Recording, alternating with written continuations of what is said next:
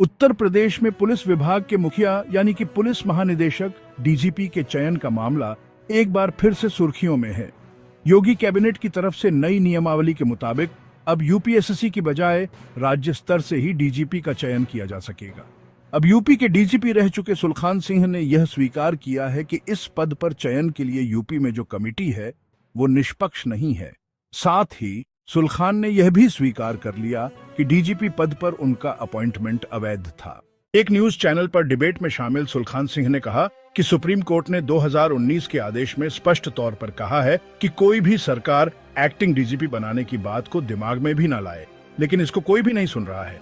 1980 batch के IPS अफसर सुलखान सिंह उत्तर प्रदेश में 37 साल की सेवा के बाद 31 दिसंबर 2017 को पुलिस महानिदेशक उत्तर प्रदेश के पद से सेवानिवृत्त हुए। अपनी नियुक्ति को लेकर सुलखान ने कहा कि मेरी नियुक्ति के लिए यूपीएससी में नाम नहीं भेजा गया था, बस अपॉइंट कर दिए गए तो बन गए।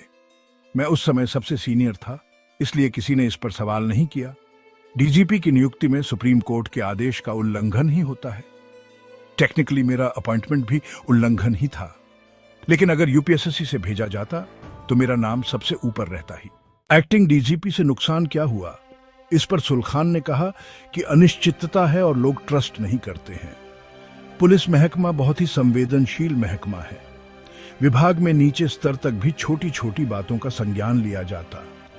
ट्रांसफर और पोस्टिंग में बात सुनी भी जा रही है या फिर सब कुछ गृह मंत्रालय की तरफ से डील किया जाता।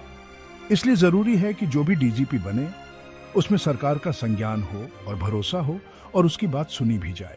अभी नई नियमावली नहीं देखी है, लेकिन इसमें ब्यूरोक्रेटिक वर्चस्व है और ये कमेटी निष्पक्ष नहीं है। अब तक यूपीएससी राज्य सरकार के अधीन नहीं है। उनका गाइडलाइन पब्लिक डोमेन में है।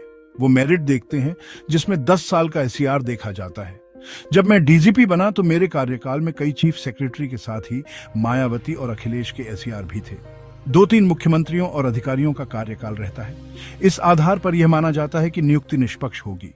गौरतलब है कि योगी सरकार ने डीजीपी की नियुक्ति को लेकर बड़ा फैसला लिया है। कैबिनेट बैठक में सीएम योगी आदित्यनाथ ने चयन नियमावली 2024 को मंजूरी दे दी है। इससे डीजीपी की नियुक्ति अब राज्य स्तर से ही हो सकेगी। यूपीएससी को पैनल नहीं भेजना पड़ेगा। डीजीपी का कार्यकाल भी 2 साल का रहेगा। गौरतलब है कि उत्तर प्रदेश में पिछले 3 सालों से स्थायी डीजीपी की नियुक्ति नहीं की जा सकी है। रिटायर्ड हाई कोर्ट जज की अध्यक्षता वाली 5 सदस्यीय कमेटी डीजीपी का चयन करेगी। कमेटी में मुख्य सचिव, यूपीएससी की तरफ से नामित एक अफसर, उत्तर प्रदेश लोक सेवा आयोग के अध्यक्ष या उनकी ओर से नामित व्यक्ति, अपर मुख्य सचिव या प्रमुख गृह सचिव और एक रिटायर्ड डीजीपी शामिल रहेंगे।